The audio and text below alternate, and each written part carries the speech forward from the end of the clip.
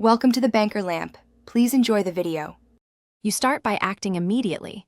You clear a 15-30-minute zone and gather boxes, labels, markers, trash bags, and a measuring tape. You measure key spaces so you know limits, then create 3 piles: keep, donate, or sell, and discard to avoid indecision. Once done, set a timer for focused work intervals and remove obvious trash first. This gives quick wins and momentum. Make sure to label boxes clearly and place frequently used items up front so you can keep momentum into the next phase. You proceed by grouping and optimizing. You install vertical shelving and use clear bins so visibility improves and floor space stays open. Once arranged, group items by function, tools together, crafts together, and store seasonal or rare-use items higher or deeper.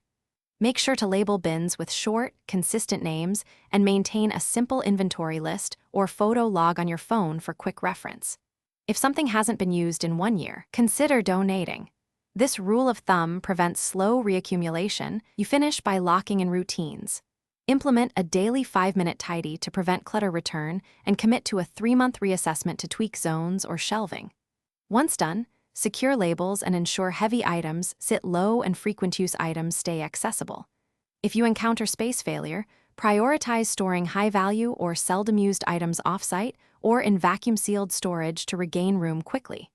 Troubleshooting tip: if you still feel crowded, remove the least used 10% of items immediately and reevaluate layout.